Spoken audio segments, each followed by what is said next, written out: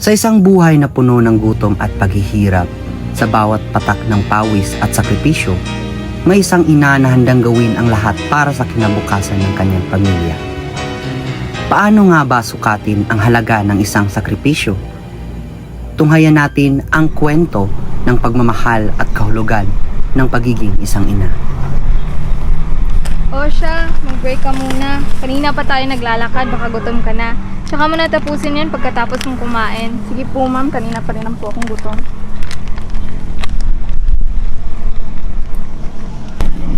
Ma'am, matanong ko lang po. Ba't mo po napiling lupang ito? Ngayong putik, tas malayo pa sa kalsada, malaki pang gastos mo nito. Kasi, ang lupang ito yung minana ko sa nanay ko. Kita mo yung bahay na yan? Diyan kami nakatira noon. Talaga po ma'am, diyan po kayo nakatira? Mahirap talaga kami noon. Yung tipong wala kaming makain. Yung nanay ko, siya yung nag-aatupag dito. Pero hindi pa rin sapat yung pagkain namin. Hirap na hirap talaga kaming makapaglagay ng pagkain sa mesa. Ang hirap po talagang paniwalaan ma'am. Tingnan mo ngayon, napakayaman mo na. Sa'yo na yan kung hindi mo papaniwalaan. Kwento ko na lang sa'yo. Yan ma'am, may makuha pa kaming tips dyan. Sige, ganito kasi ang nangyari. Noong 7 taong gulang pa lang ako,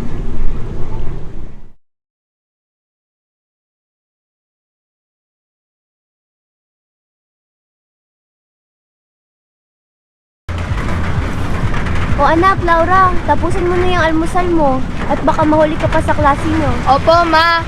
Tsaka ano po palang baon ko ngayon? May isang pirasong isda pa dyan, nak. Baunin mo na lang, ibalot mo. Sige po. Anak, pakikisin na rin pala ng tsangkalo. Chang, pinapagising ka po ni mama, mag-aalmusal na po raw. Ano ba? Natutulog yung tao. Pasensya na po, Chang. Pinapagising na po kasi kayo ni mama kasi mag-aalmusal na raw. Oh, ano yan? Nagbabalot ka na naman ng pagkain? Di ba sabi ko sa'yo, hindi ko gusto magutom? Nasasaktan po Ano ba, ako. Chang? Ano ba, Chang? Nasasaktan yung bata. Di ba sabi ko sa'yo, yung pagkain ko, binibigay mo sa kanya? Ano ka ba? Isang pirasong isda lang yan. Eh ngayon, ano ipapakain mo sa akin? Akin nga yan.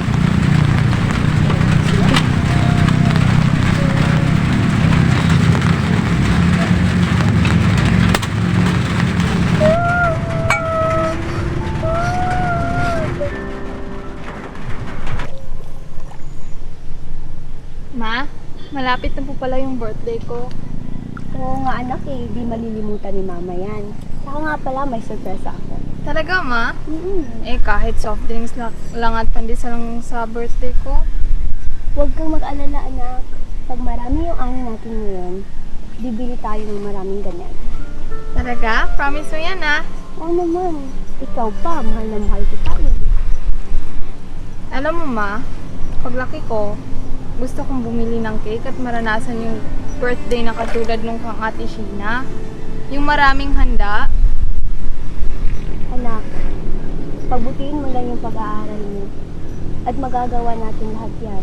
Tingnan mo yung Ate Sheena mo. Mag-a-abroad na. Magdodoktor na sa ibang bansa. Mag-aaral ka na mabuti, anak, ha? Ako po, ma. Promise ko po yun. Iyaan mo. Bukas, sama tayo sa palengke. Sige, ma.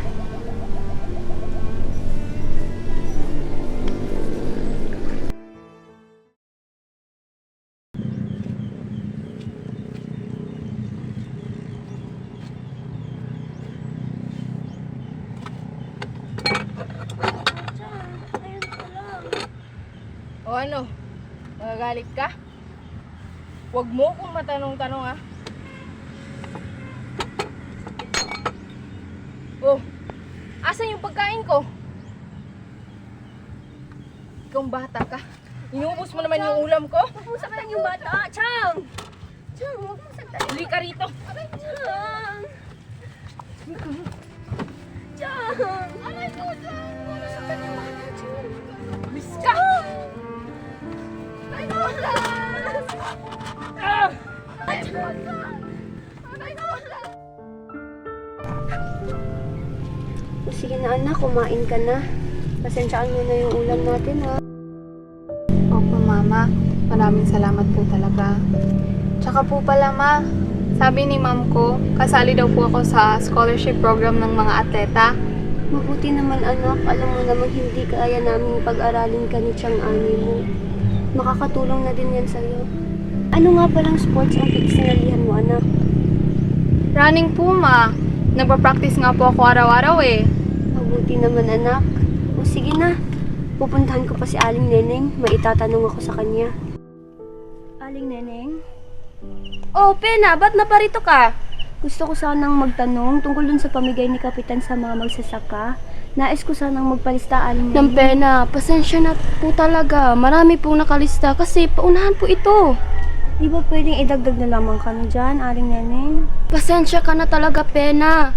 Pumunta kasi sila kahapon dito ni Cheska at ni Manang Fe na unahan ka na. Kasi inimbita ako na uuwi daw yung anak nila na doktor at abogado. Manang Fe, baka pwedeng makiusap na kami na lang yung ilista. Walang-wala kasi kaming pera ngayon at mahina yung ani. Oh, pena, pasensya ka na talaga ha. Kumahari ko kasi sila eh. O siya, sige Aling Neneng, salamat na lang.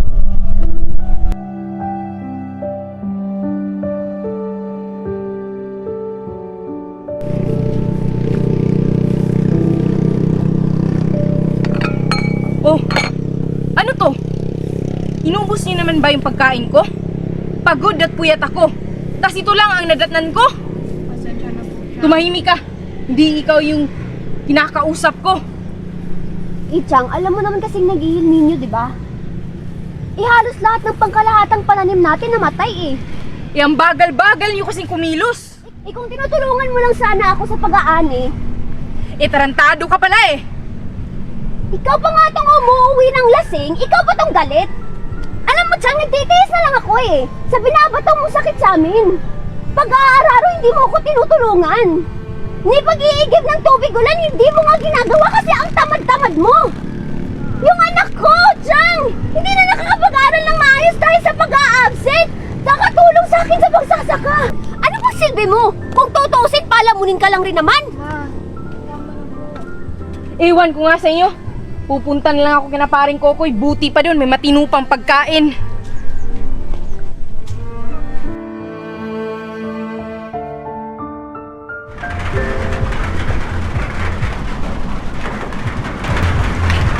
ma, papasok na po ako. Papasok ka ng anak kasi nag-iinit ka ah.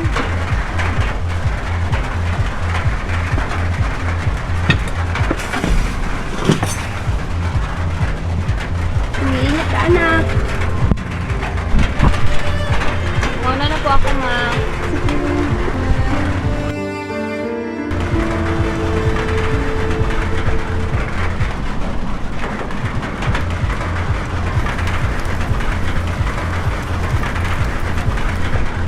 Manang pena! Manang pena! Si Laura nahimatay raw sa paaralan. Ano? Naku! Dali, puntahan natin si Laura. Sabi ng guro niya, nahimatay daw siya sa pag-iensayo.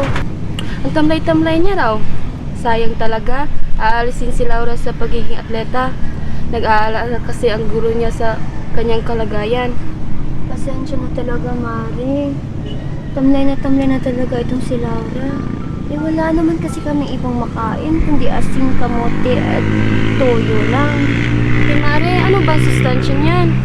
Wala naman kasi akong ibang pinagkakakitaan, Mari. Lalo na't mahina ang ani ngayon. Nag-iil ninyo pa naman. Mare, bakit hindi ka manghingi ng tulong kay Manang Nena?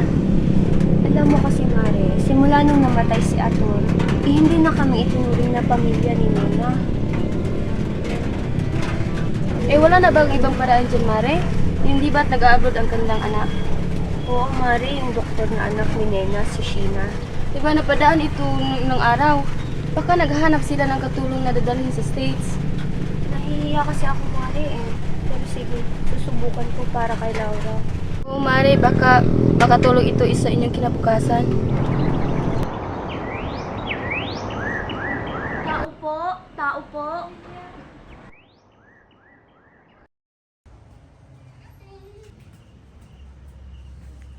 Oh, ba't naparito ka? Ma'am, may pabor po sana ako, ma'am. Narinig ko po kasi kay Aling Neneng na naghahanap daw si Sheena ng katulong. Nagbabakasakali po ako, ma'am, na baka pwedeng ako na lang po. Hindi ka ba tamad? Marunong ka bang maglinis? Alam mo naman yung anak ko doktor. Dapat malinis talaga yung buong bahay niya sa States. Opo, ma'am, maaasahan niyo po ako sa gawaing bahay. Oh, Aling Pena, ba't na pa rito ka? Nagbabakasakali raw na maka-abroad. Marunong ka po ba sa gawaing bahay? Opo, ma'am, maaasahan niyo po ako.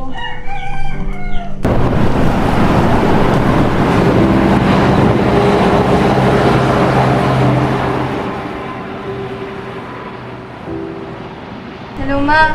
Oh, kumusta ka na dyan? Eto, anak, kakarating lang namin dito. Ang lamig pala dito, anak, no? Ikaw din, anak, huwag mong pababayaan yung sarili mo at yung tanim natin. Pakisabi din kay tiyang ani mo na magpapadala ako ngayong buwan para sa pagkain niyo. Bilisan mo dyan. Inuubos mo yung load ko. Sige, ma. Mag-ingat ka palagi dyan. Akin na yan.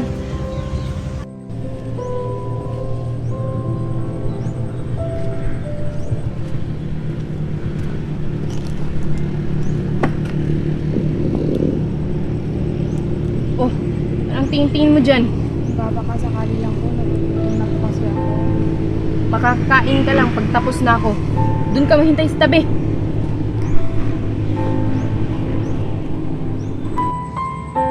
O ito, tapos na akong kumain.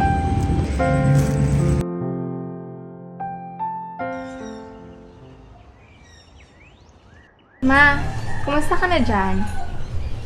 Okay lang, anak. Nagtatabaho si mama. Ikaw, kamusta ka na ba dyan? Okay lang po ako rito, ma. Maayos lang po yung lagay ko rito. Oo nga pala, anak. Pinadala ko na yung buong sweldo ko kay Aling Nena. Kunin mo sa kanya at ibigay mo sa tiyang ani mo, para may panggastos kayo ng isang buwan. O sige, ma. Maraming salamat. Ito po, Aling Nena. Kukunin ko rin po sana yung pinadala ni Mama. Ayun ba?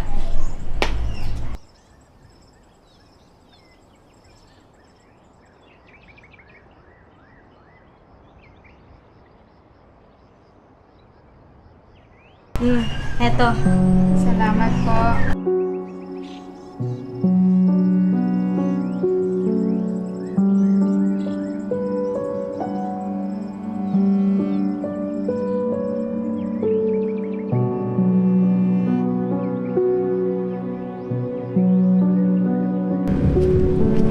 Chang! Oh, Ito na po. Sabi ni Mama, pang isang buwan na po daw natin yan. aba, mabuti naman at may napalayang nanay mo ka-abroad. Sige, akin na to. Umare! O, Nininggot, na patawag ka. Ano nangyari ba kay Laura? Maring Pena, tumawag kasi yung guro ni Laura. Nahimatay daw sa paaralan. Ano? Bakit? Ano nangyari? Mare, ilang araw na nga raw hindi kumakain si Laura. Pinapadalan ko ng pera si Chang Ani para sa pagkain nila. Si Chang Ani? Parati ko tong nakikita kasama si paring Kokoy. Siya pa nga nang lilibre ng inuman. Yung hayop na yun? Saan yung hayop na yun? Nandun sa bahay ni paring Kokoy. Mari, pakibigay naman ang cellphone, oh. Pakiusap. Laura! Lumabas ka dyan! Po, Ano naman bang pinagsasabi mo sa nanay mo? wala naman po kung sinabi kay Mama. Ikaw bata ka, wala ka talagang silbi. Chang! Alis na ako sa bahay na to, mga walang silbi. Chang, huwag po kayong umalis. Chang, parang awa mo na po. Pena, yung anak mo na parito. Sabi, nilayasan daw siya ng tiyang ani niya. Ano? Ma'am Nena, parang awa niyo na po. Pansamantalang patirahin niyo muna si Laura dyan sa inyo. Huwag po kayong mag-alala, ma'am. Magpapadala po ako ng pera. Marunong ba to sa mga gawaing bahay? Hindi po kayo mahihirapan dyan kay Laura, ma'am. Mabait at masunuring bata po yan. Nahala, sige. Papayag akong dito ka makikituloy, pero ikaw mag-aalaga sa bahay, naintindihan?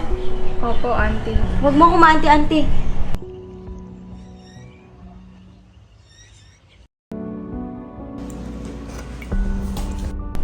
Hoy, hoy, hoy, anong ginagawa mo dyan? Wala po, tinitingnan ko lang. Nagugutom na po kasi ako. O sakto, may tira-tira kaming kanin at ulam kagabi. Itong kainin mo. Isayang naman kung itatapon lang natin, di ba? Pwede po ba akong Hindi. mahingi ito? Hindi yan para sa kasambahay. Ang liit-liit na nga nang binibigay ng nanay mo sa akin, inanghihingi ka pa? Itong kainin mo.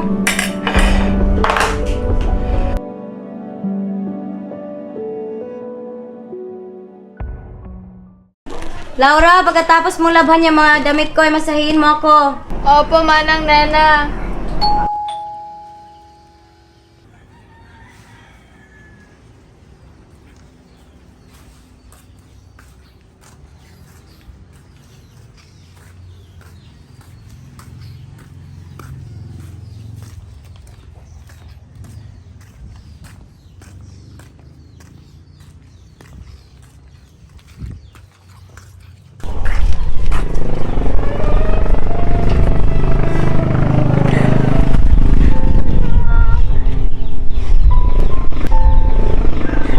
Anak? Bakit tila ang tamlay-tamlay mo, anak? Okay ka lang ba? Oh anak, nauwi ka na kayo? Yes, Mom. We just wanted to surprise you. Manang Nena, ba't ang tamlay-tamlay ng anak ko? Pinapakain mo ba si Laura? Asan yung mga perang binigay ko sa inyo? Anak, natanggap mo pa yung perang pinadala ko? Wala po akong natanggap na pera. Ano? Eh, nasan yung mga pera, Manang? Inaakusahan mo ba ako? Tama na! Laura? Anak! Anak! Anak! Anak! Tulong, Doktor!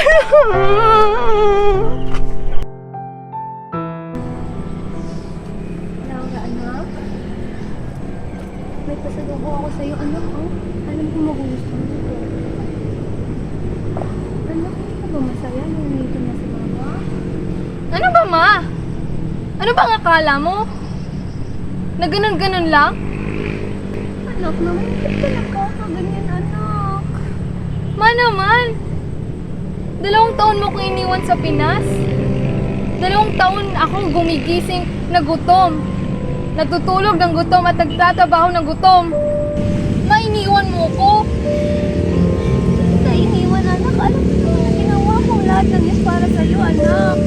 Lahat ng ginagawa ko, lahat ng pagtatrabaho, sakripisyo ko sa abroad ay para sa'yo, anak. Hindi lang yun para sa akin. Hindi madali sa akin ang magtrabaho sa abroad. Lahat ng sakripisyo na yun, paghihirap at saka ako, dahil yun, wala tayong makain dito. Hindi ko gustong puro kamote na lang asin at tuyong maibigay ko sa'yo, anak. Sana naman maintindihan mo. Eh naman, ma. Ano namang silbi ng sakripisyo mo kung wala namang pinagbago? Ang akala ko kasi nasa maputing kamay ang anak ko. Sana mapatawad mo si Mama.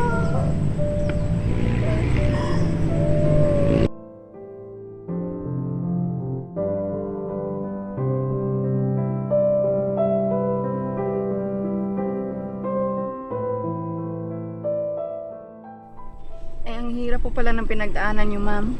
Oo, kaya nagpapasalamat ako sa dalawang inay ko dahil sa kanila nakapagtapos ako ng kolehiyo at nakapagpatayo ng negosyo. Laura, anak, si mama mo magpapasundo galing airport. Sige ha. Kukunin ko muna si mama sa airport. Eh, nagtatrabaho pa rin ba yung nanay niyo sa ibang bansa, ma'am? Oo, siya ang nagmamanage ng negosyo namin sa ibang bansa. Kami kasi ang #1 exporter ng bigas sa Pinas.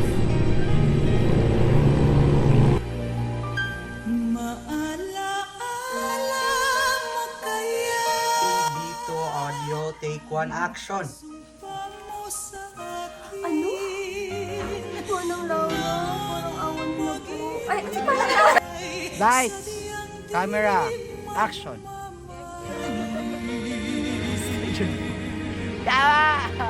Ang mic. Scene 6, A1, take 4, action. Pasensya ka na talaga, Pena. Naunahan ka na kasi nila Cheska at ni Manang Fe. Inimbita kasi ko nila ako kahapon kasi pupunta daw, uuwi daw ilang... Son, Pena, yung anak mo na parito. Sabi, nilayasan daw siya ng tiyanganin niya. Eh, marunong ba to sa mga gawaing bahay? Nahalasige. 16. B3, take 7, action!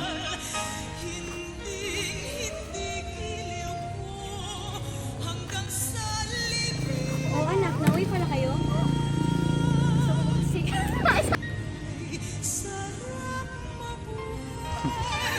Si Chang namunal si Chang. Boom mic operator. Homeless.